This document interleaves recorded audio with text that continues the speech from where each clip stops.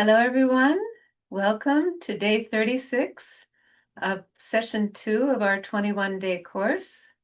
My name is Linda Taylor. I'm joining you from New Jersey, which is just a stone's throw from New York City, here in the northern part of New Jersey.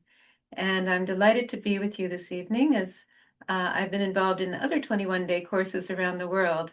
So it's really a pleasure to be part of this one as well.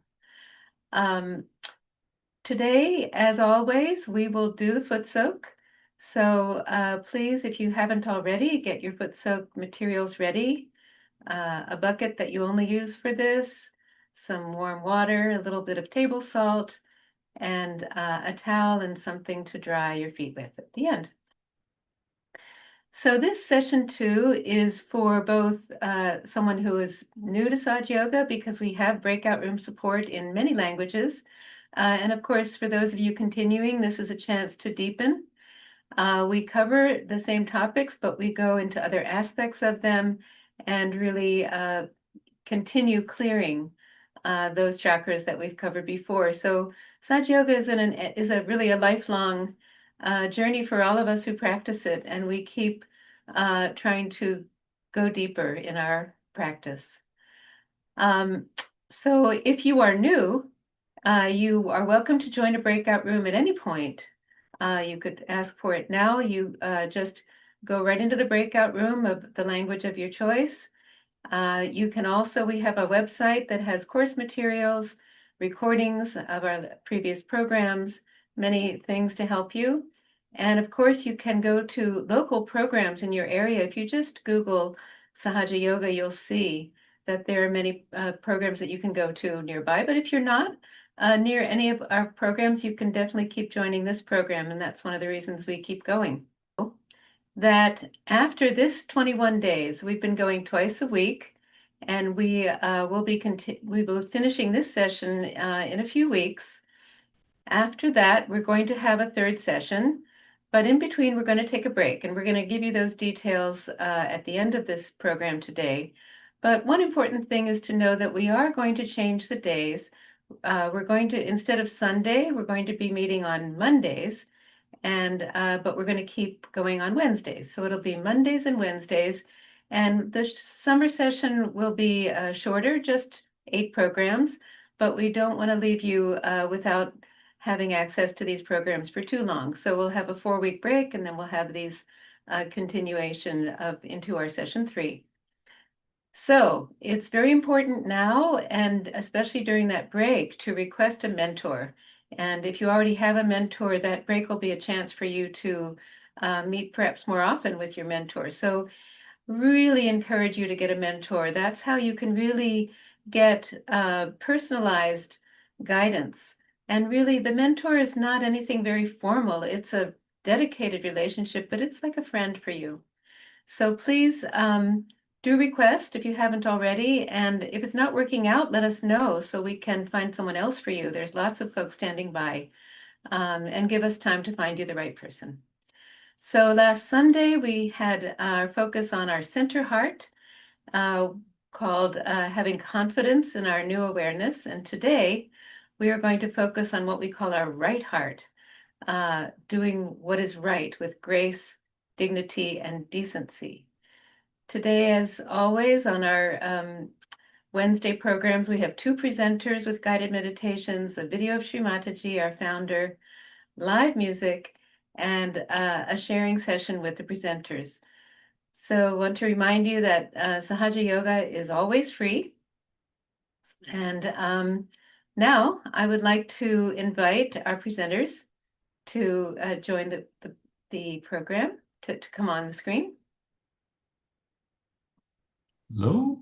Hello, Krista. How are Hello, you? Linda. Good evening. Good evening to all. Welcome. Yes. Can you and welcome Shaktidar.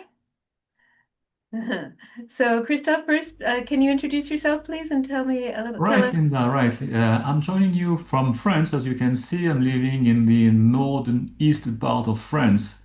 And yeah, I'm practicing Sahaja Yoga since the late 90s, late 80s, sorry, early 90s.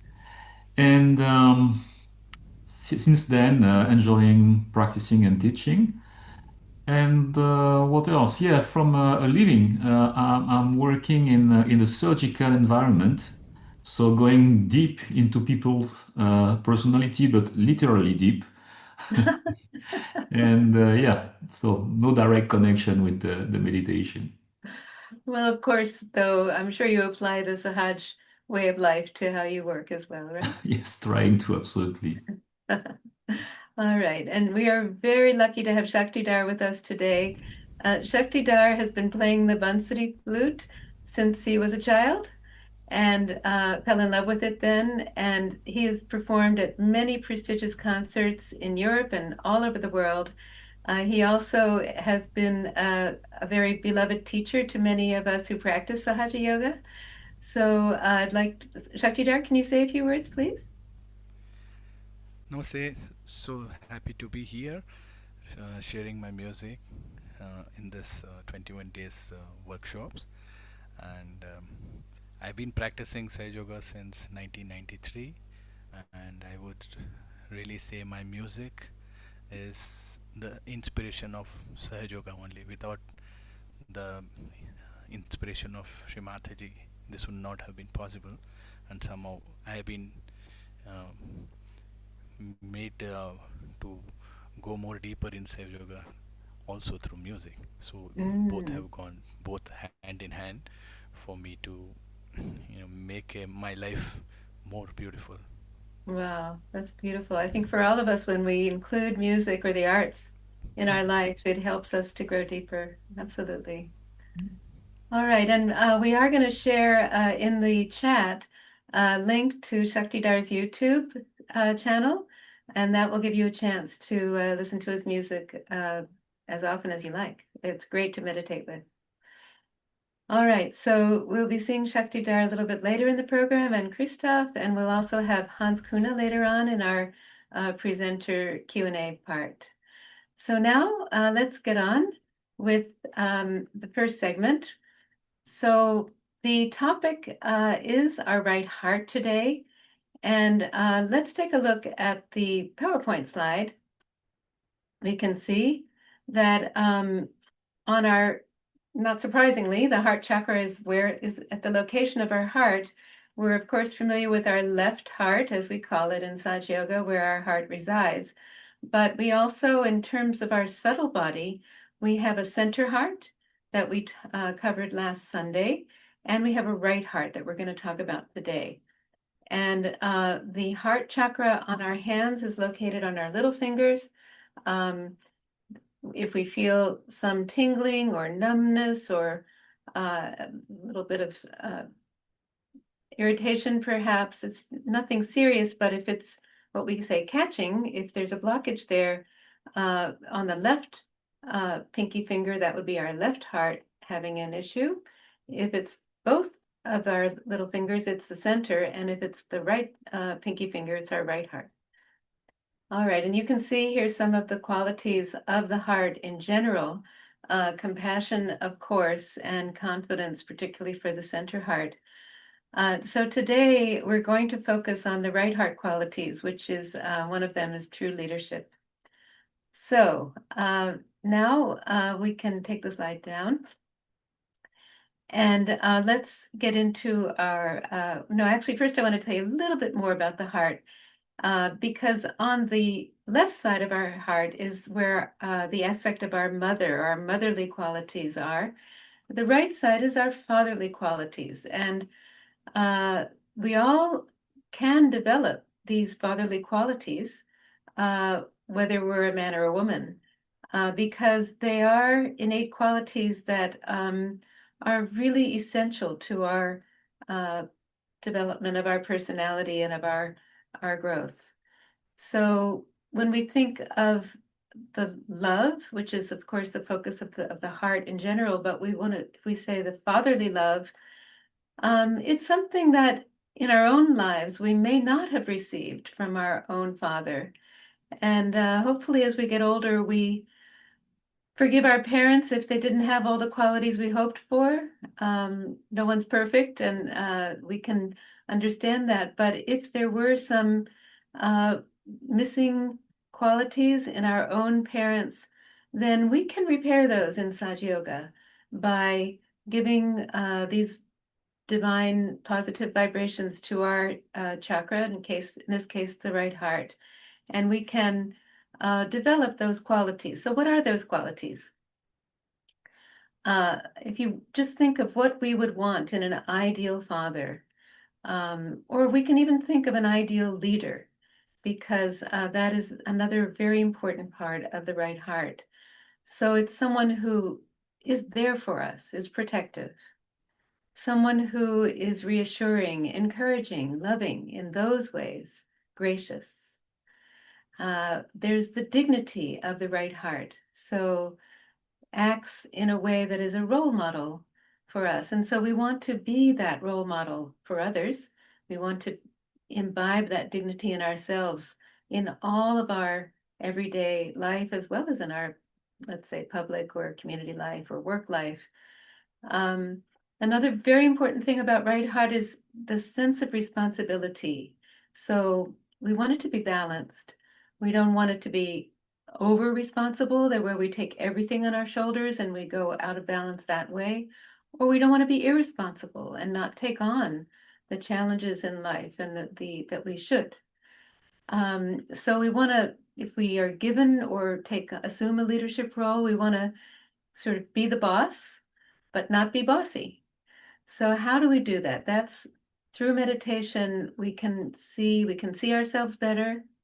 We can understand better how we can be very diplomatic and give love, even if we have to be firm or correct something. And lastly, I would say there's this aspect of what we call benevolence, that is caring for others in a way that is good for their spirit. That's really the special Sahaj meaning of that.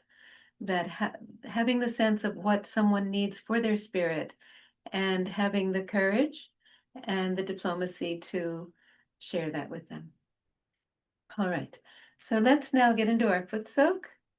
We can give some vibrations like this to our foot soak bowl to empower that water with salt to really clear us. Put our feet in the water.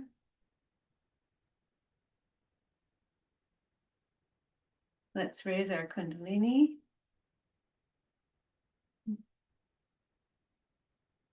3 times with a knot.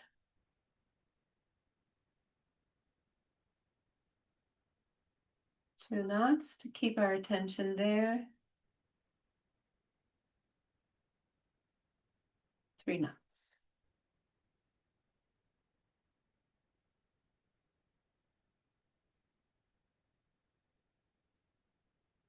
And just see, even now, put our hand above our head. We just raised more and more strands of our Kundalini if we did it with good attention.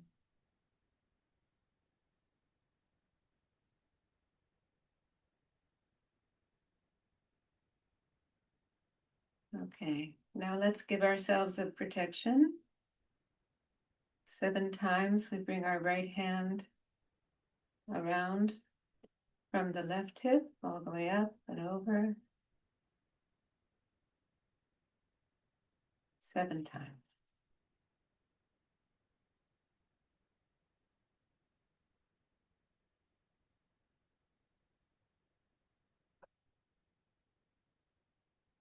We can follow our hand with our attention to strengthen the effect.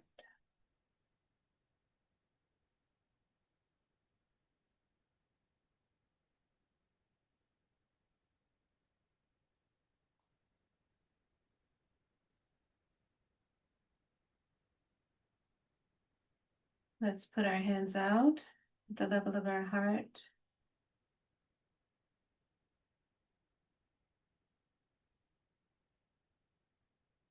Take some deep breaths.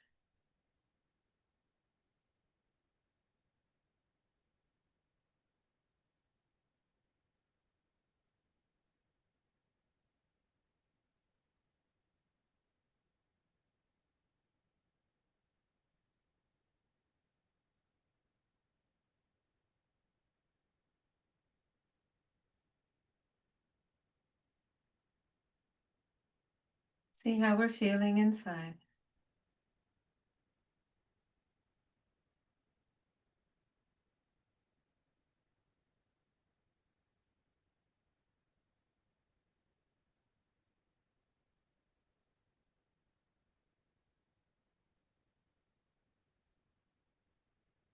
Let's put our right hand on our left heart.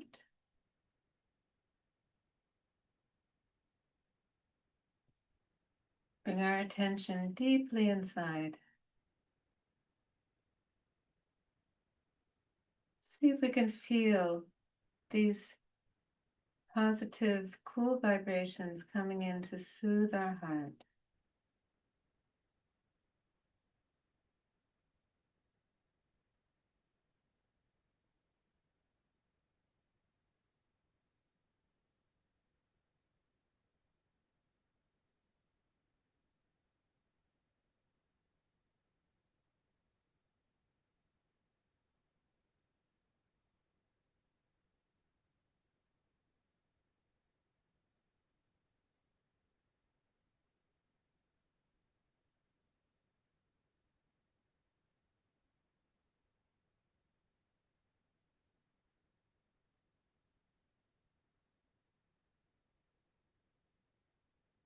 Mother Kundalini,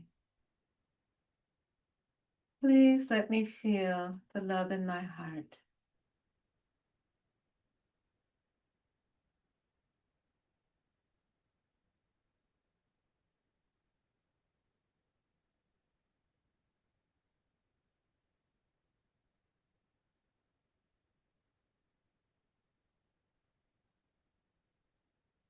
Please take away any defensive walls I've put up. Melt them away.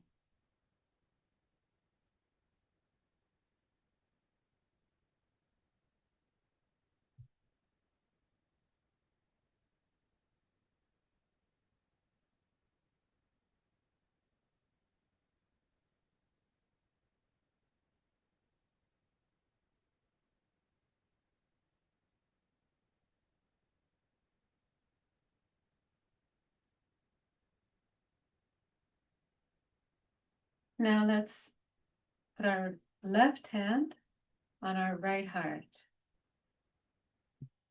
So we bring our attention inside here, not as familiar a place in our body. Really bring it inside where the chakra resides.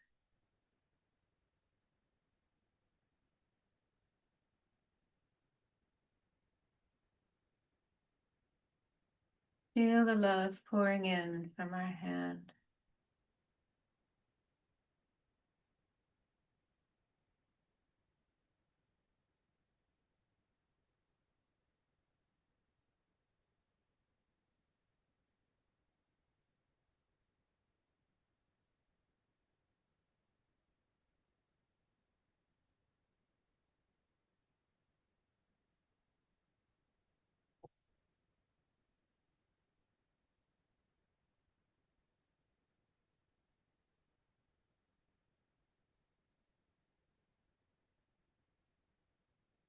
Mother Kundalini, please make me humble.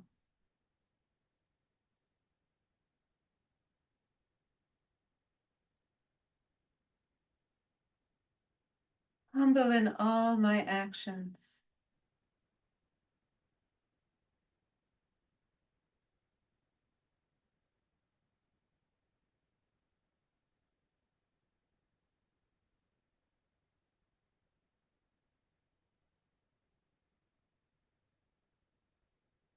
Please make me a caring person,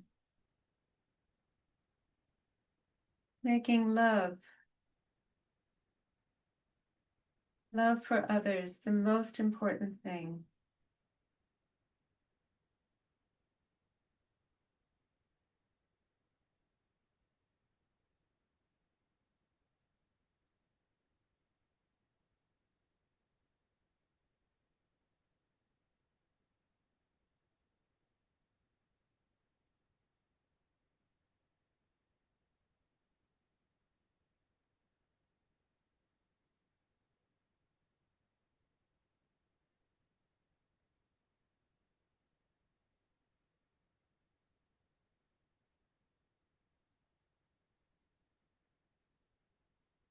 Please give me balance to be responsible.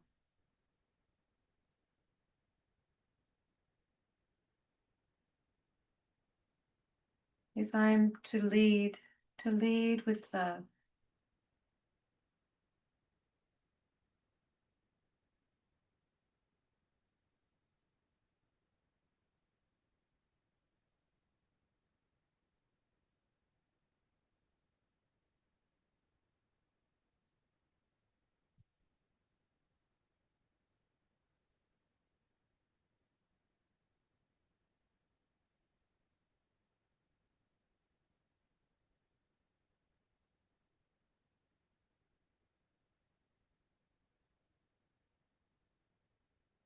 All right, take our hand down and just see how we feel in our center heart now.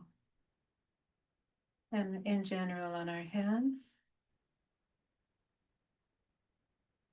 in our body.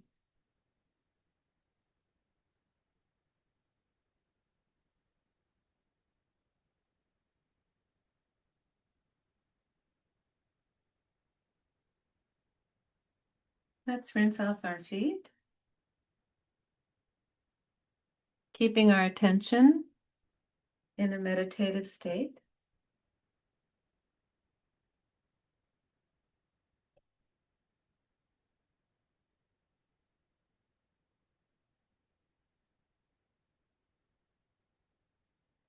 And just put the foot soak bowl aside for now. Now, we're going to bring our hand up to the top of our head.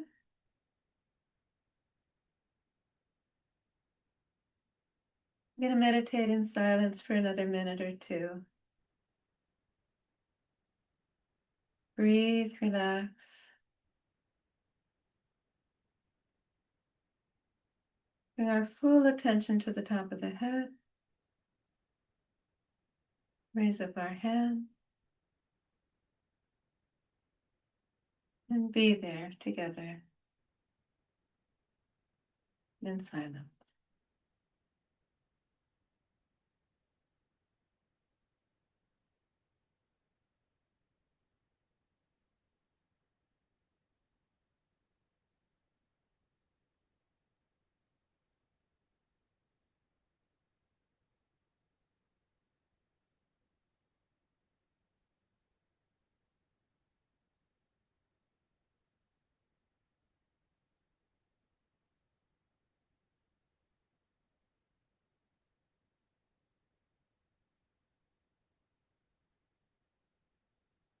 Bring your hand down if you want.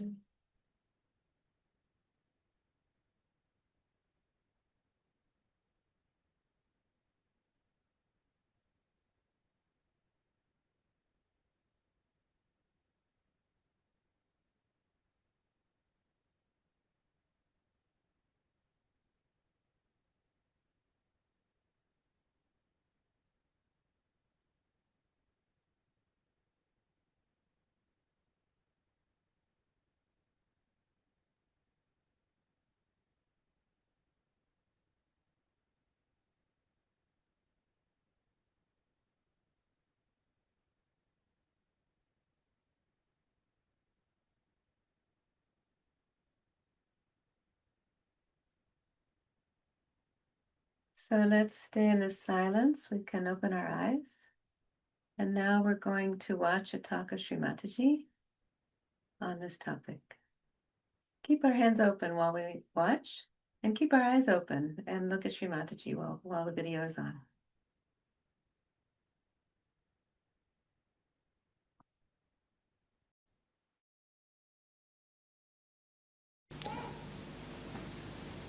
So the power of a person lies in bearing things. How much you can bear, how much you can undergo without feeling it. Like you are, say, in the jungle, you are happy. If you are in a palace, you are happy. If you are with this color or that color, if you are with this race or that race, if you are with this kind of life or that kind of life, you can bear it. And that bearing power gives you the caliber to have Sahaja. It's not that this is shown, it's not that is being suffered. Don't have to say, I suffer being like this. No, you don't suffer. It's just by the way. For a person who wants all the comforts, a person who wants to live with all the luxuries, but not with any kind of defects or any deficiencies, is a person, is a beggar, I would say, in every sense of the word. I mean, best things to get rid of problems is not to have them. In the sense, now I don't drive, so I have no problem of driving. I never telephone, so I don't have problems of telephones. I don't go to the banks, so I don't have problems of the banks. The best is, I don't have any income, so I have no problem of income tax.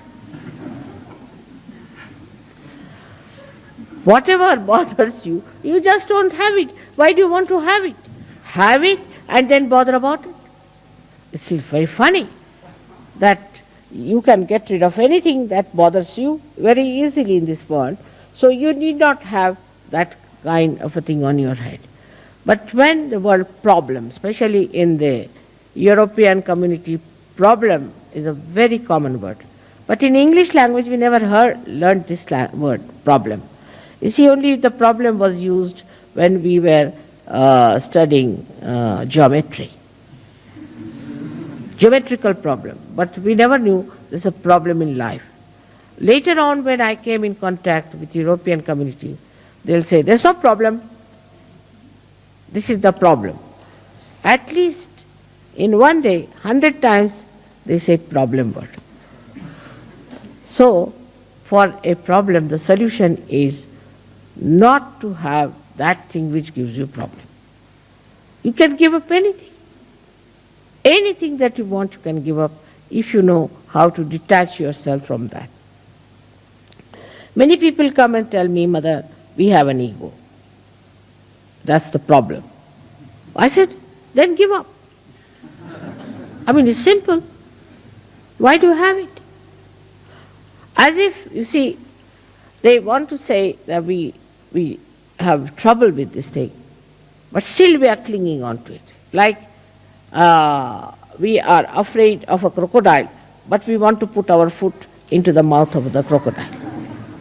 And we have a problem that our foot will be eaten up by the crocodile. Now give up. But they will search out a crocodile, open the mouth and put the foot in it. And then come to me and say, Mother, we have a problem. My foot is in the mouth of the crocodile. To get to problems, you have to get to it. But without getting to it, how will you get a problem? Say, for example, people have very silly, stupid problems. Now, the first problem somebody may have, oh, I have to get my clothes pressed. What's the need? No problem, wear them as they are. Who looks at it? You see, there are all the people who have pressed clothes. Doesn't matter what is there if it is not pressed. It's a problem for them. It's silly things like that. You see, very silly things. But the greatest problem I think you have is your watch. In Switzerland, I shouldn't say so.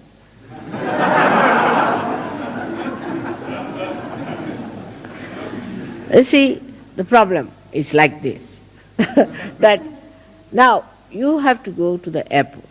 Now, as soon as you tell somebody, we have to go to the airport. Now, I have to go. You don't have to.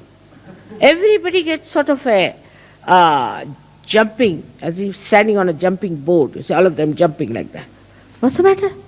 Mother, you have to go to the airport. So it's all right. I have to go. What's wrong with it? It's a problem. I said, what's the problem? I have to go. You just know that you don't have to go at all. You don't have to come to the airport. And the aeroplane, if it comes and doesn't take me, I'm not going to come back on your heads. So I'll stay in a hotel. Don't you worry. But why are you so excited about it? The way people are excited that I must catch the plane, sometimes I feel as if they want to get rid of me. So, this is a problem for people who are very meticulous. Now, supposing I say, I know that the plane won't leave me. I know, because I know many things. So I have no problems. But supposing, even if you think the plane you may not get. So it may not get. But if it gets you, all right. If it doesn't get you, it's all right. So where is the problem? Either it will take you or it will not take you. What is in between? Where is the problem? I still don't understand. Either it will work out or it will not work out. Keep two possibilities. That's the only two possibilities. What is the third possibility that gives you the problem, you tell me? Say somebody owes me money, all right. So either he will give me or he may not give me. What is the problem? The problem is that you call it a problem and want to avoid to face the truth.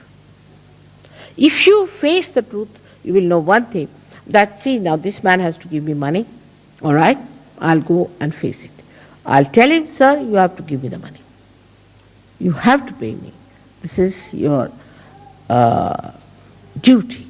And if you don't pay me, you are doing wrong. You get at him and face him and tell him.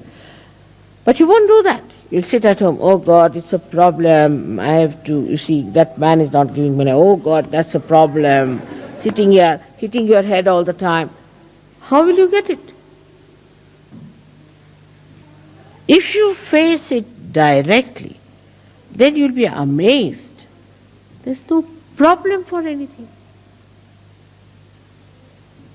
Say your car fails. So it fails. Get down, enjoy yourself nicely till somebody comes along, takes you. Or if, supposing you don't get some lift, all right, stay there overnight. What is it? No tiger is going to eat you. And if the tiger has to eat you, it will eat.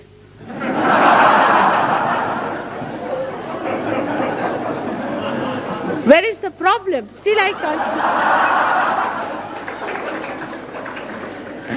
I can't see the problem. If tiger has to eat, that's already destined that the tiger has to eat. In any case, nobody dies. You'll be born again. If you look at it from that angle, then you'll be surprised.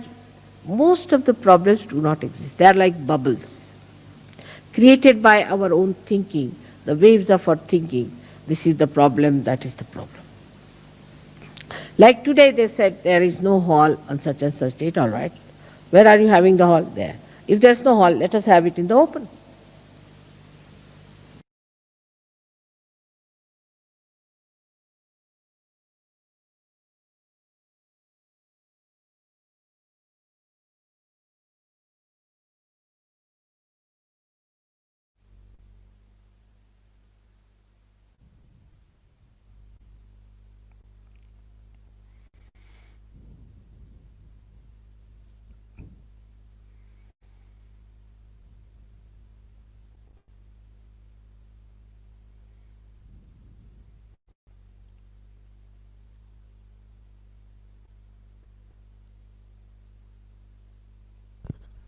Let us all stay in this state of meditation.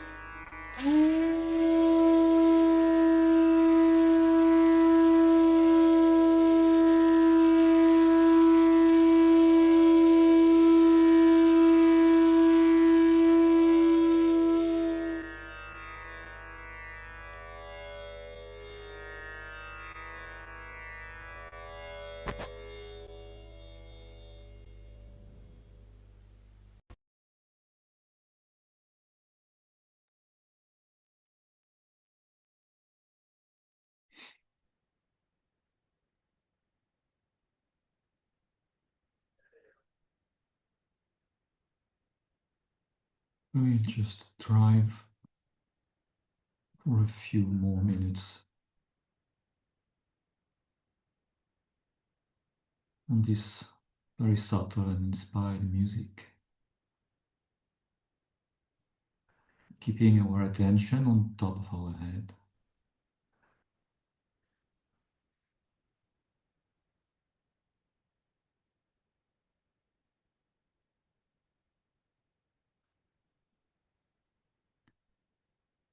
We can feel this music gently pleasing all our subtle system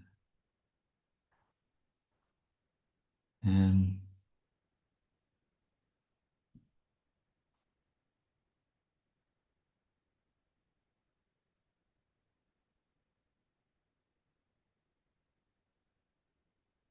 directly speaking and resounding with the qualities inside us.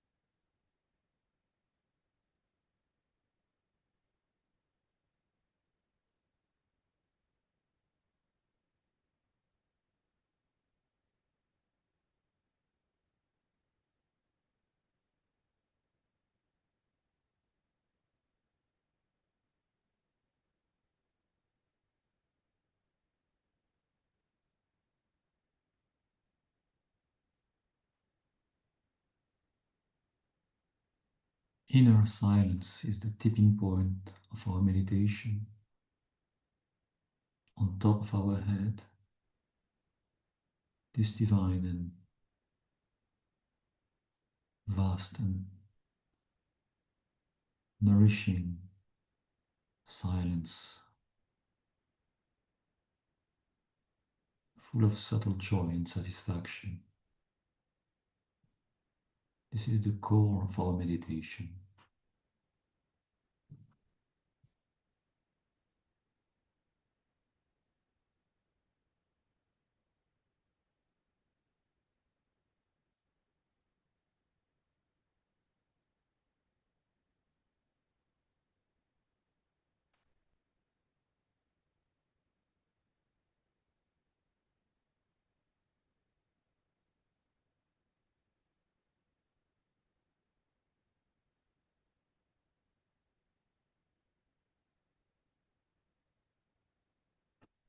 While we keep this attention,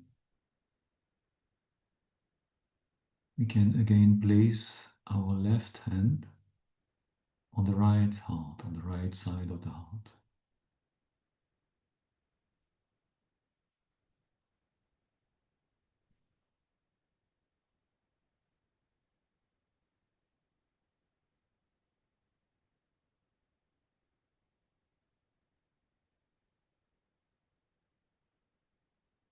And remembering the powerful words of Shri Mataji, words that are directly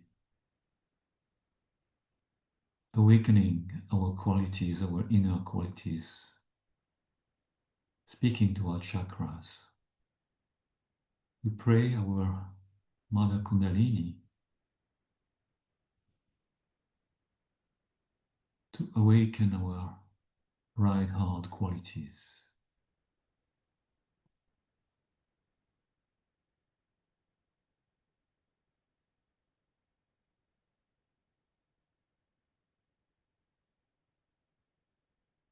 Those qualities are innately built. Just need to be awakened.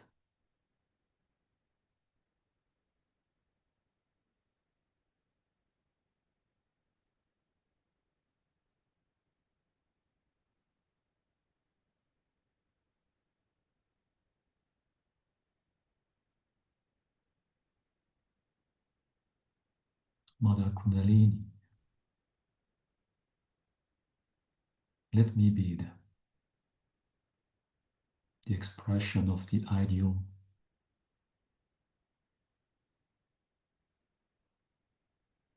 expression of the qualities of the ideal father, the ideal brother,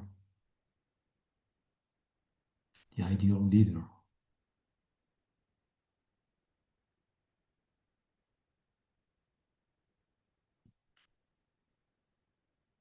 And ultimately expressing in my life the ideal person that are the qualities of the spirit, qualities of the spirit in me expressed in my life.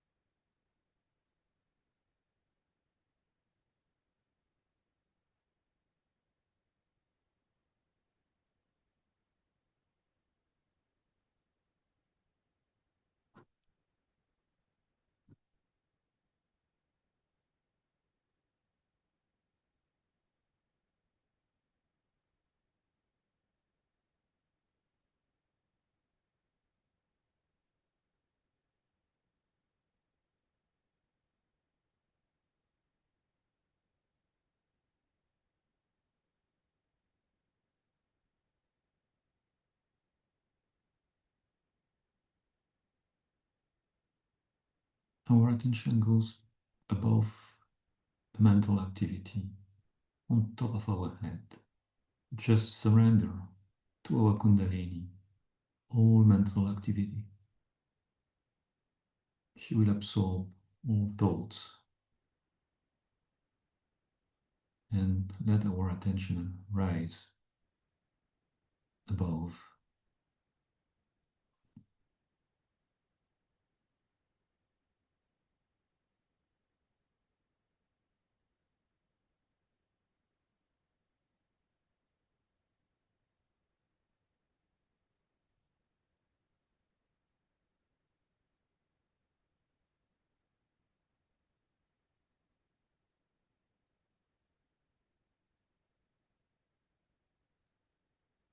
Can put back our left hand on the lap, wide open, both hands. Now we stay silent for one more minute.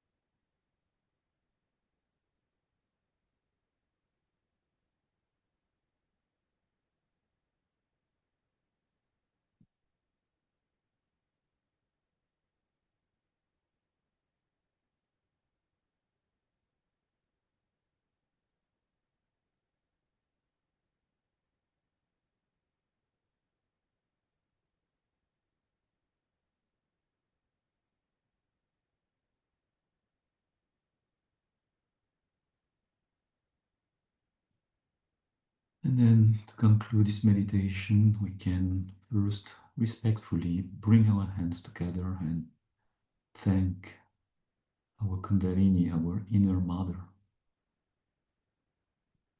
and our spirit inside to allow us this beautiful state of meditation.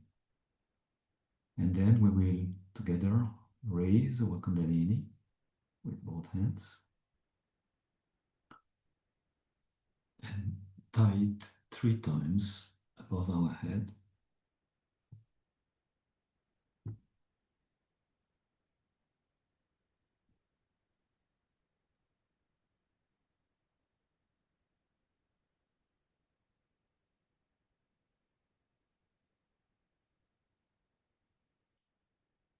Attention follows the palm of the hand until the top of the head.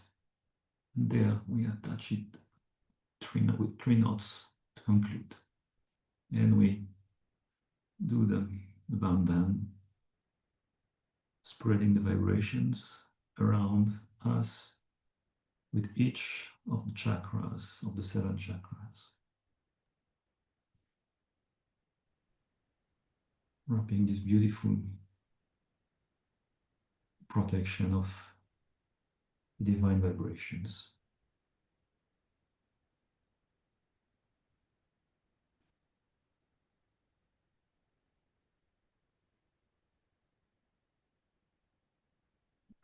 Thank you so much, Christophe. That was very beautiful.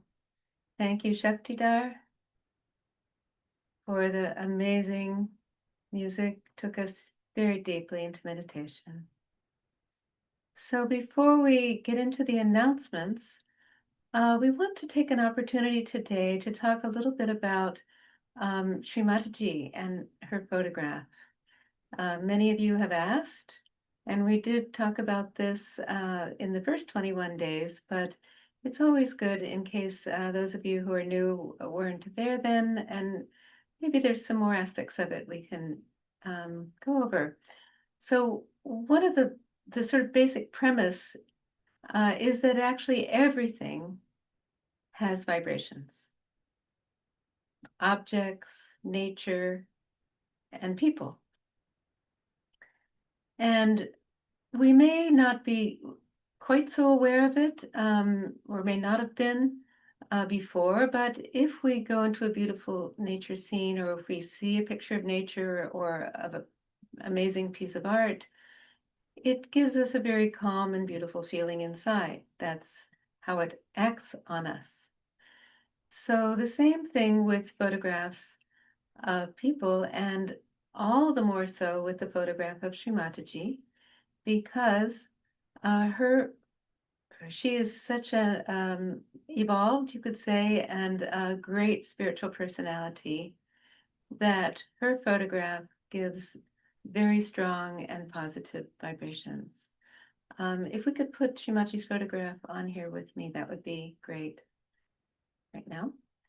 And so what we can do is, and we, as you know, we always have Shri Mataji's photograph in the program, and we can just take a minute and look at her photograph and see how we feel. The comfort, the love coming.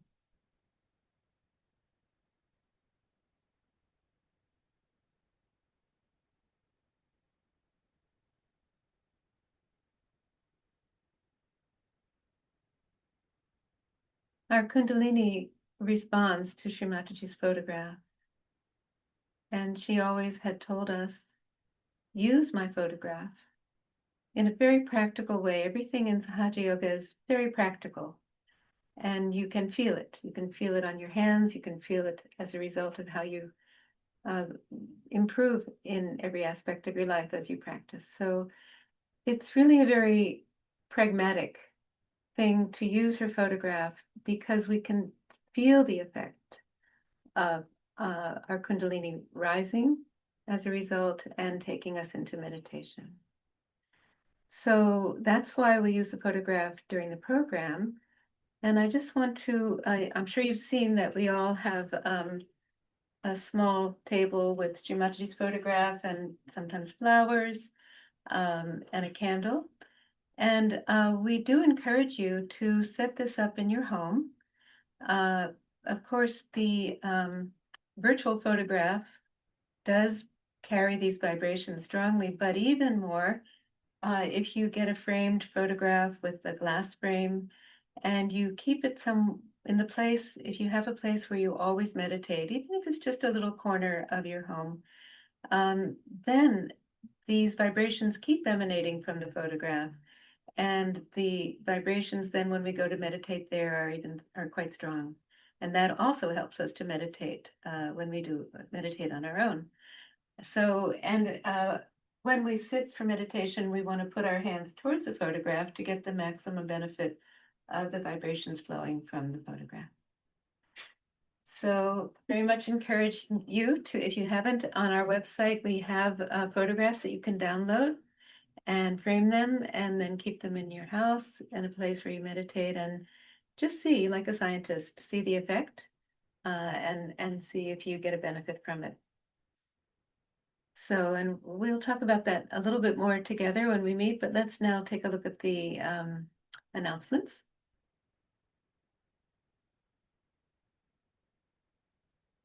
So on Sunday, in addition to the workshop at the end, we will focus on our left Vishuddhi chakra, where we have to get past our guilt. So please come for that. We want to tell you some important announcement about the course that we are currently in session 2. We've been going for 12 weeks, twice a week, and we finished this session on Wednesday, June 18th. After that, we're going to take a 4-week break. And during that time, we hope that you'll take advantage of meeting more often with your mentor. We'll give you, in fact, in the chat, you'll see a link to an online course. It's not really a course, but an ongoing meditation called We Meditate. That's on every Tuesday and Thursday. So that's something you can do to maintain during the break. Also meditate on your own, just as I was showing you. That's very important to grow. So then we will start up again on Wednesday, July 23rd. And we're going to go just for 4 weeks, 8 programs. And one important thing to notice is that we've decided to try out Monday instead of Sunday, and then keep going with Wednesdays. So we hope that will suit your schedule. We imagine there's some people who could make it on Monday, but not Sunday. So now they'll be able to come, and hope you all can join also Monday and Wednesday when we begin again for this short summer session. And then we'll take another break and keep going. So we're always here for you. So we have resources. The mentoring we've talked about, the WhatsApp group, which again is a great place to stay tuned in during the break and always. And then our website where you can, as I said, get the photograph to download and all the handouts and recordings. Here we go. There it is. And you can see if you scroll down, right now we're in the Going Deeper. And if you go to all the resources, yeah, you can see all the handouts. Okay, you scroll back up again. And if you go to the Going Deeper, there, yeah, then you can see that's where the recordings are. Well, also on YouTube, you can go to the playlist, and that's perhaps easier. All right. So we have different ways that you can, excuse me, we do have a heart chakra handout that we've been offering for the last few sessions. So here it is, and you can get that from the website where we just showed you. And it does have the affirmations, not the only affirmations, but some of the basic affirmations for the left, the center, and the right heart at the bottom, and talks about the qualities. So I hope you can take some time to study that a bit and see if you feel it manifesting in your life. Then if you want to go in a breakout room, you can go right ahead in English or in other languages. If you want to get some written questions answered, you can, or you can send a question directly to me, because now I'm going to invite the other presenters back on, and we're going to have a conversation about today's topics. Hello, Christoph, welcome back. Hello again.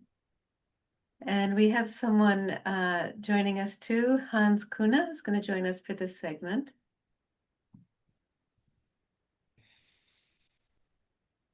There he is. Okay, yes. Good evening. It's a blessing to be here. Hi, Hans. Great to see you again. Welcome. Just tell everybody a little bit about where you are and just about yourself briefly. Yeah, I mean, this is really nice. You're in USA, then Christoph is in France. I'm in Vienna. And I was born in England initially, but when I was 13, we moved to Austria. And since then, I've been living here. It's a nice, peaceful country.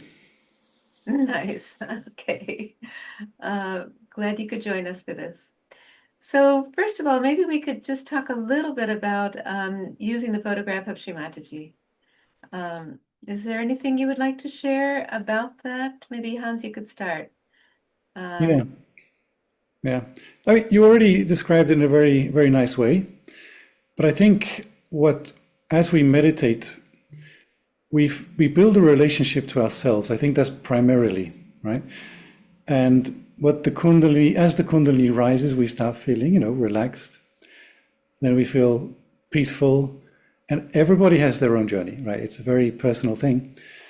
But what is a constant is that the Kundalini always gives us the complete benevolence. There's no malice of any kind. And as we get that confidence in that experience, right, that sort of completely positive experience, and the joy that increases and all those things, Shri Mataji's photograph has very much the same quality.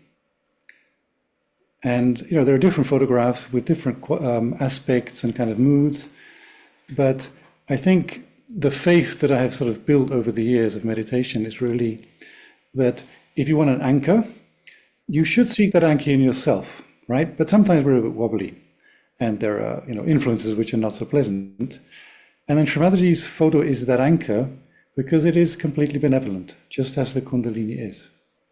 Okay. So I think it's a very useful thing to have somewhere in a respectable place in the house. Very nice. Thank you. Christoph? I don't know if there is much more to say about that. Oh, yes, there is. Come on. Everyone has its own experience with Shri Mataji's picture. Could remember at the beginning of wondering why we do meditate in front of a picture, but as soon as I tried, it was an internal dialogue inside myself. It was just above my mind. I was having the mind which was puzzled, and the internal operations of I was not really aware of what the Kundalini actually working in front of that photograph so much better.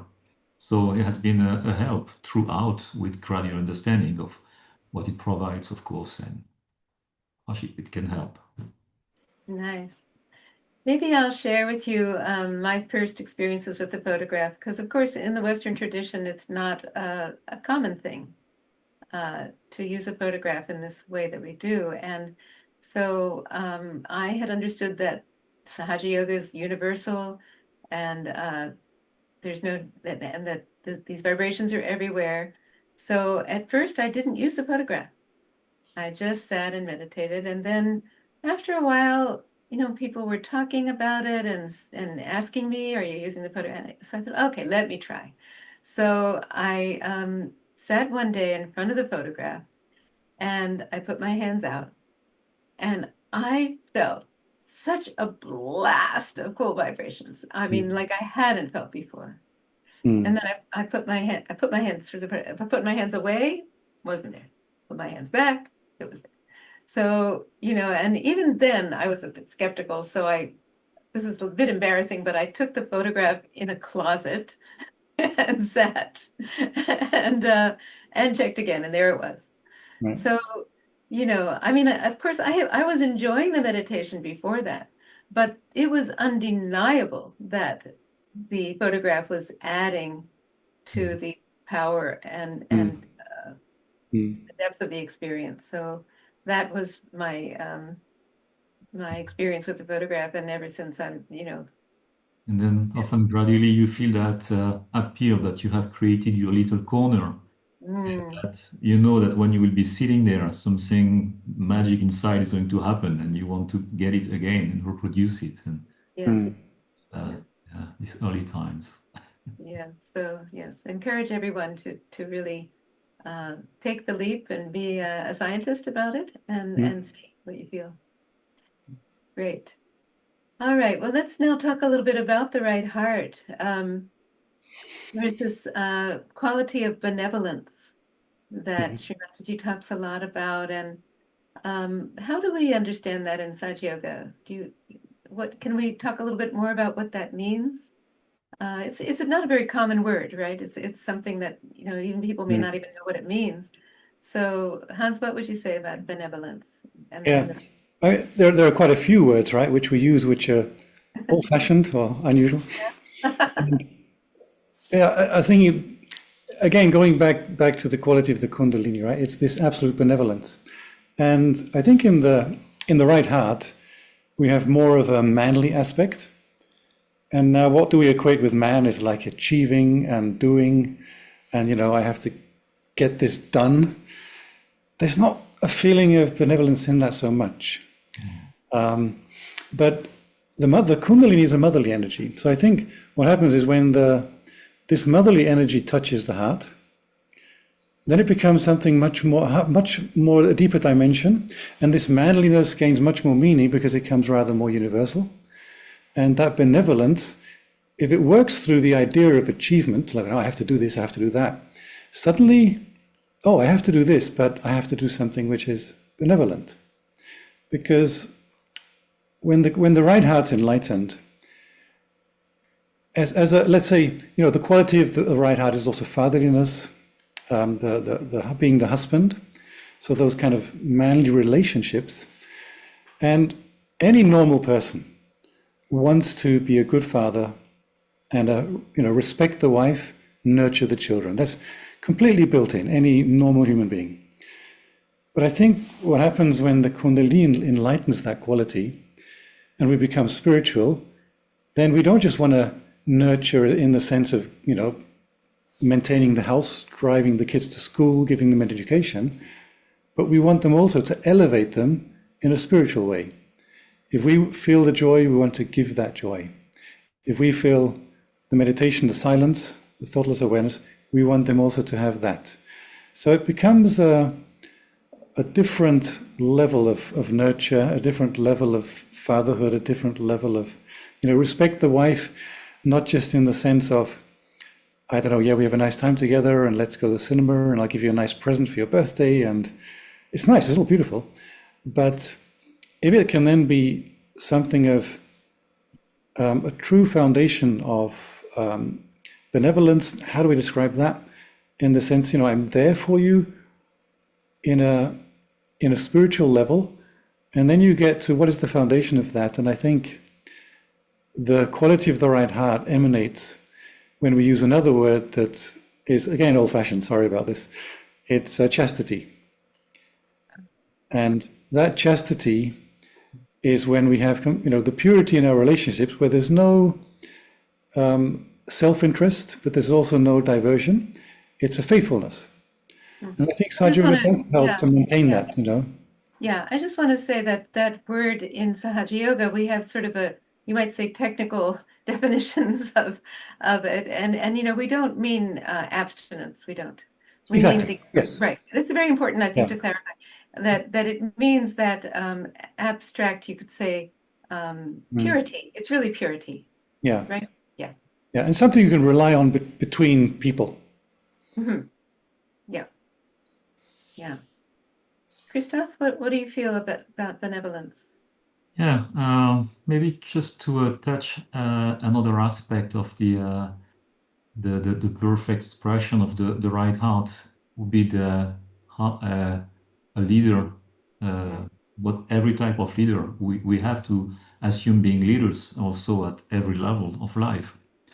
And that's this beautiful quality that goes through the right heart of actually what we mostly have to imagine nowadays, because this type of leaders are getting rare or hidden somewhere. But this is the ideal leadership behavior, which would be leading through the being an example first being the example of the what we call in Sahaja Yoga the Dharma, in spirit, what we call the virtues, the right conduct, the honesty, the truthfulness.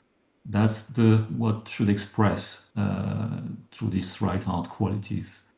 And this type of leader would not look down upon anyone, would consider and treat anyone equally the same way, whether powerful, high ranking, or a simple person, employee, or whatever is the relationship. So this aspect of the ideal leader that we are somehow looking for in the society and that we don't find has to be looked for somewhere else, and maybe firstly within ourselves. And yeah, Yeah, it's so true. The ideal leader is, if we think of the great leaders throughout history, yes, maybe they were intelligent and smart, but mostly we feel something for them because of their heart, right? It was that magnitude, the magnanimity of their heart, the greatness of their heart. That is really, and Shri Mataji once did talk about this, that if a leader doesn't have a good heart, they could be, as very smart and, very well educated, but even in the talk, she talks so much about, it's not so much the thinking part, don't think, but let your heart govern, and so really govern in the way of a leader, right? So leading with the heart. To me, the right heart, and as a woman, I'm not going to become fatherly, but I'm going to have those qualities, just like you as men are not, you have to develop your left heart, your motherly qualities of caring and loving. So in a woman, I see it as how to be a leader as a woman, which can be incredibly effective because you really, as women, we have maybe even a little bit of an edge about in how to relate to people from the heart. Yeah, And I think that's really, we have an advantage. Because, what Christoph mentioned, right? The leader, a true leader, there's no aggression in it. And right. again, too much manliness would be, there's no domination, I think. Yeah. That's when people kind of like to be led because there's a love in it. Yes, absolutely. Beautifully said. yeah, Yes. I know, like my own father used to always talk about the golden rule, right? Do unto others as you would have them do unto Yeah. you.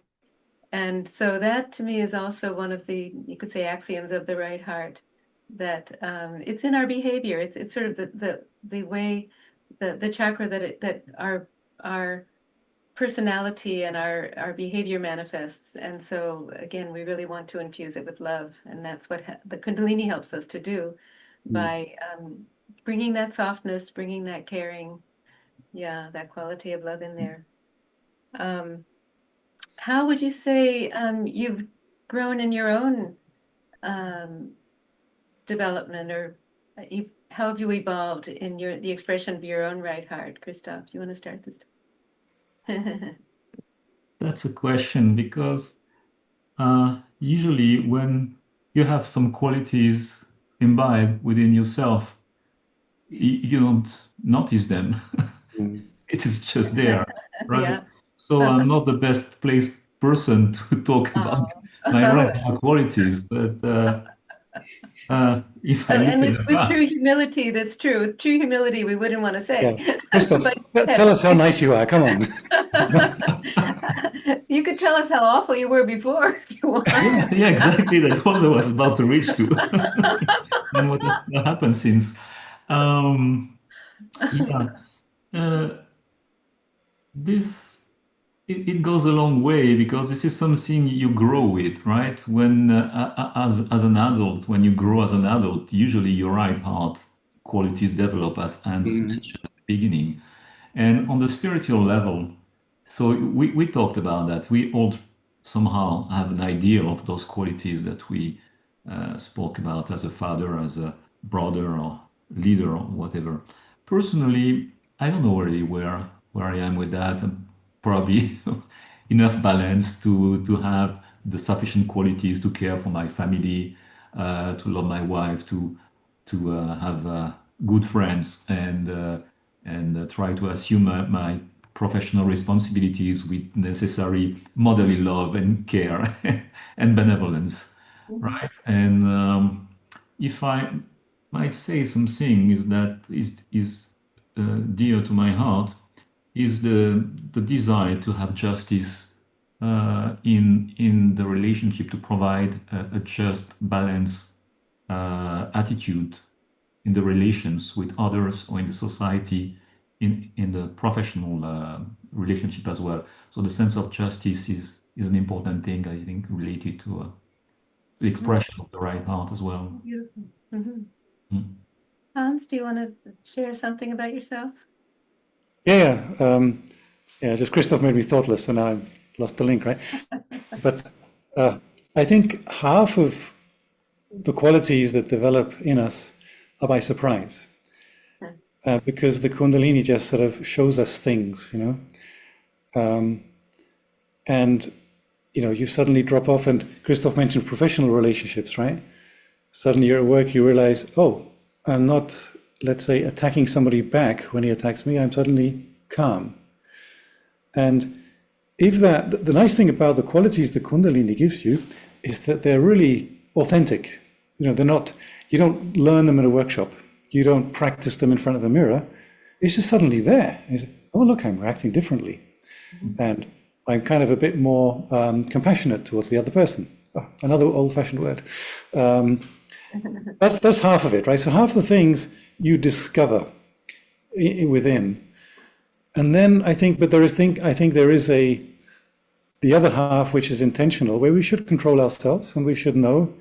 That's where you read the handout, you read the qualities, and if you realize you're in your mind going against the qualities, or even in your action going against the qualities, then check yourself and behave yourself, basically.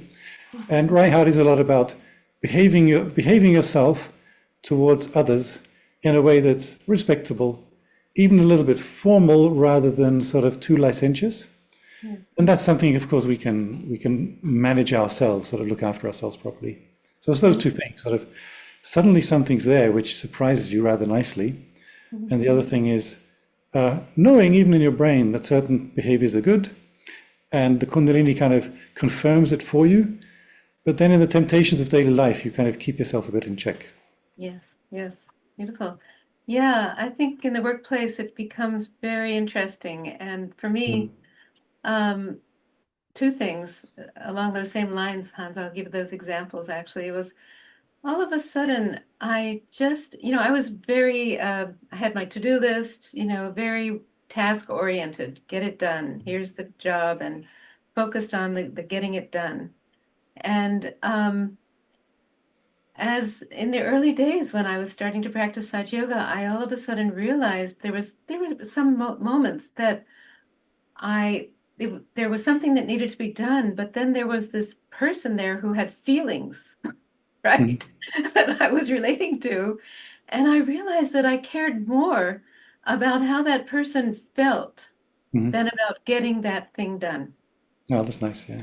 And that was like, oh my goodness, something's changing in me. I really am I'm caring more about that person's feelings and how, and so maybe it won't get done tomorrow because they're not feeling so great. And maybe I just have to be loving towards them right now, or just let it go, or just, change, just ease up, right? And realize that the relationships are the more important than the achievements. Right. Yeah, and bringing the person's feeling into the picture usually at a longer term brings way more results than you would have got from a more what is the name, more not dictatorial but authoritarian. Yeah, taskmaster sort of Yeah. approach. Yes, yes, yes. So it's really, I mean, it's so much more fulfilling too, that you realize you're surrounded by human beings that you really care about, but really you care about more than the getting the task. So that was one really beautiful revelation for me and change. And the other was I was just realizing when you said about how our behavior is that I think naturally we start to kind of, not only in what we say, but even how we think, profanity leaves us. I don't know. Yeah. It's not there anymore. Not at all. It's not there. Yeah. Not at there. And people don't swear around me. Mm. I don't know if you've noticed that. Yeah, no, absolutely. I mean, I've really noticed that. So, this sort of, even amongst men, like the way men might talk about women if they're alone, not respectable. I also find, when I'm there, they don't do it because it's just not appropriate, because they feel something, it's really not okay. Yeah. Yeah. That morality kind of radiates somehow. And they sense, it's so true. Yeah, because I think it's quite innate, right? I think by nature people are moral and do want to have that, respectability and the dignity, and I think they actually feel relieved when they're allowed to be like that, when they don't have to say stupid things, and It's uplifting all around, right? Yeah. And I think too, we can't underestimate, not only in the workplace, but anywhere we are. The more we practice, the Kundalini's manifesting in us, we're radiating these qualities of a Sahaja yogi that are dharmic, that are, this goodness. People feel good around us too. And so I think that's part of what we try to be more and more, that person, that there's no that the gap, let's say, between who I want to be in my daily life and who I actually am gets narrower. Yeah. And that's what we're all about, is to getting that to be just a total integrated personality, right? Yeah. I think that's really, on the one hand, it's really subtle, like it's not something you see and you can really put a finger on, or you can take and paint it. But I think this when we feel comfortable with ourselves, and then we also manage to feel comfortable with others in that state. I think that's when that's that kind of that leadership which is benevolent. And that's actually essentially when we don't do anything anymore, right? It's just flowing. It's a bit like Shakti does flute. Yeah. The beauty of that sound, or let's say the beauty in his mind, gets expressed through that wind flowing through the flute. It's just air, so it's very subtle. It's nothing gross about it, but it has such an impact. Yes, it helps us be in the present where things work out, and we know that this in the talk. We think so much about the consequences all the time, right? Yeah. That's kind of part of what she was getting at, I think, when she was saying, well, the airport, well, what happens if I miss the plane? Well, it's okay. Right. So if we even take it to the logical extreme of what are the consequences, then we realize, well, then whatever, it's going to be that. So there's that's, I think, so it's, that talk is very subtle and very, the message is really that because the right heart is on our right side, and so our ego and our thinking can definitely get in the way of being that generous, magnanimous personality, because we get so worried about what might happen and think by controlling it that it'll be better. But it's not fun at all to be around a control freak, right? So, yeah. All right. Well, it's so lovely being with you to talk about this topic, and I hope it's been helpful to everyone today. So, thanks so much. Thanks. Thanks so much for these sessions, and especially to you, Linda, as kind of the maker of the 21 days, right? Oh, well. Thanks so much for Hello, putting us hi. together. Can I just say something? Sure. I was listening to it on YouTube, and I could not hear the actual presentation. I think when I think Linda who was talking, it was like one word and then stopped, and then I didn't really hear the meditation at all. Oh, I'm so sorry. Maybe you can hear it on the recording if you try. There, it should have Yeah, I come. probably will now, but now I've gone into Zoom and I can Mm. hear. So I don't know if there was a problem on YouTube that I I hope not. couldn't hear anything at all. It was Oh, yeah, it was one word, and then even the music was like one syllable and then stopped, and Oh then dear. it just went backwards and forwards. But yeah, so yeah, sorry to say that, but I don't know. yeah, Maybe mhm. I've always done it on YouTube. It's never been an issue, but today, Yeah. I don't know what was wrong. But yeah, but it seems to be okay now because I came downstairs and scanned the code, and then it came Zoom link, and it's been fine when you've been talking now. So I don't know. Okay. So you got a bit of the chatting at the end, right? So good, nice you joined in.